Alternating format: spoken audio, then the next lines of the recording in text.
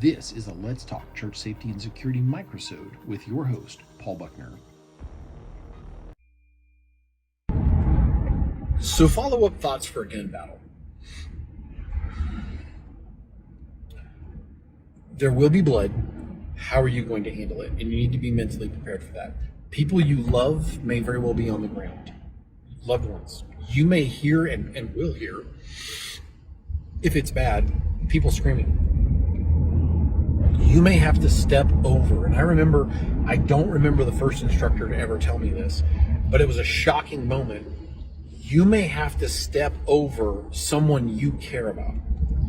Like literally your boot prints in their blood as you step over them, and they're crying for help, and they're saying your name, and they're saying, Paul, you've got to help me. I'm dying. I'm bleeding out. You've got to help me. And the shooter is still killing me. You've got to get the threat neutralized, because in the course of saving the life of that one person, 8 or 10 people may die. And that is a choice made in the moment that you'll have to live with for the rest of your life. And I'm going to tell you, they tell you you need to be prepared to step over your own spouse and go deal with that. Ooh, doggies. I don't know, brother. That's a tall order. But I'm going to tell you that's a reality that could happen in a gun battle. You may have to look at a situation. You may have to look at somebody and you go, Paul Buckner, you're my brother. You got 8 bullet holes in you and you're not breathing. I'm going to save this other person. That is a type of prioritization that happens on the battlefield with medics, with corpsmen, with EMTs and paramedics. You have to make a judgment call and go, Paul Buckner is Swiss cheese. I'm going to save Mike Scully. That's the kind of battlefield in the mix, mud in the blood, meat and potatoes decision that really happens in those situations. And they're terrible and they're awful, and you're going to need counseling. That happens. Know thyself. And so you may make a shot and hit the bad guy, and as he falls, your second shot goes past and hits somebody else. You have to live with that. You may find out after a perfect shoot that a round hit somebody a block away and they were injured, and you get sued even though you did everything right. You did nothing wrong. The bullet glanced off the side of the guy's forehead or off his cheekbone and hit somebody, and they went down. That is a reality. Bullets do crazy things. I've talked about this before, but I have a friend. He was in prison. He's since given his life to the Lord. He was a bad man.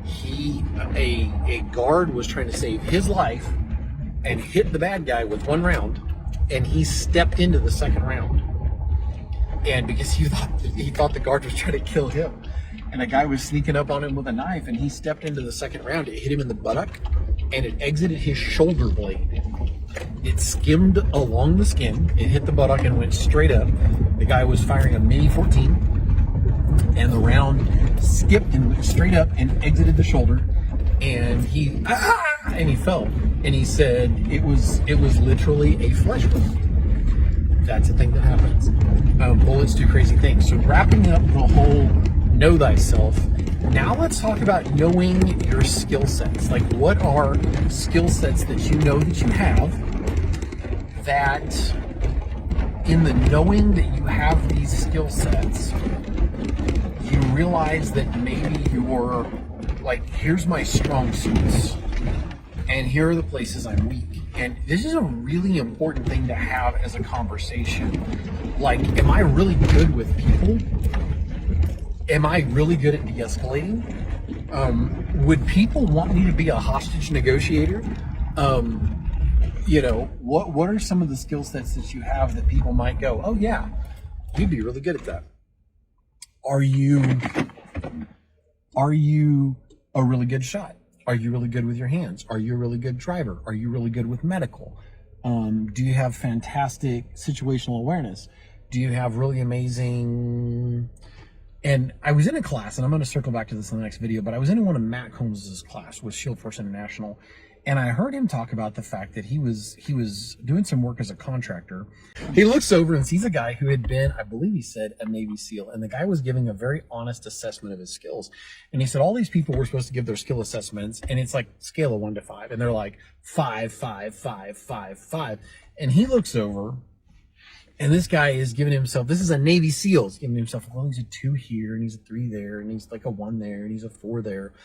And I never forgot that. And I had an opportunity to lead a team during the second one of my executive protection classes that I took with Matt. And during the course of that class, in leading that team, I had prayerfully thought about how do I lead a team of meat eaters as a guy who's never been in the military and never been in law enforcement. And here I am leading a team of people who have been both, largely. Some of them had literally been both. And so I very honestly said, look, here's my strengths and here's my weaknesses. I'm good with a handgun. I'm decent with a rifle. I've never had EVOC training, so you really don't want me being your driver. One of the cops had been through great EVOC training and was really good behind the wheel, and he wanted to be behind the wheel. I said, I have good situational awareness skills. My hand-to-hand skills are okay. I have no ground game. And I'm changing that, but I have no ground game. And so I gave a very honest assessment of where I am as a person. And it opened an opportunity for other people to be open and honest with their assessments of their own skill sets. And that, I think, is one of the most critical things we can do on our teams, is be open and honest, especially with ourselves. We got to start with being honest with ourselves. What are your skill sets? When was the last time you practiced your draw stroke? When was the last time you've been to the range? When was the last time you practiced hand-to-hand skills? When was the last time you practiced de-escalation? What is your background? Now, you might have been a black pajama double dip ninja back in the day, and more power to you, and thank you for your service to this nation. But what have you done recently to sharpen those skills, to hone those skills, to adapt to modern changes? I had a guy tell me, God bless him, he goes, Paul, I think the thing we need to do for law enforcement is we just need to give them all a revolver, single action revolver in 45 long Colt. And that's going to solve this thing with these cops emptying a magazine into somebody. And I said, if you study shootings, I said, if you notice back in the day when everybody carried revolvers, the average shooting, defensive shooting with a cop was 5 to 6 rounds. He's like, that's what I'm saying. I said, and then we developed 10 and 15 round magazines and 17 and 21 round magazines. And he's like, that's what I'm saying. I said, right. But the thing that I think we're missing is oftentimes people empty the entire magazine, whether it's a cylinder or a magazine, they're emptying the weapon because of the panic and the adrenaline and the rush of everything.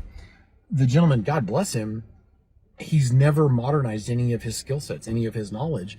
And so to him, and he's not a youngster, the idea of a single action revolver being a solution to a modern gun battle when the bad guy's shooting at you with a 15 round magazine or a 21 round magazine, blah, blah, blah. Yeah, but he's never modernized. He's never moved forward. And we either continue to adapt or we can actually become dangerously left behind. Being honest with ourselves and being honest with our skill sets and where we're weak, because, and Matt Combs said this in one of his classes. He's a young guy, but dadgum if he's not a highly intelligent man with a lot of experience.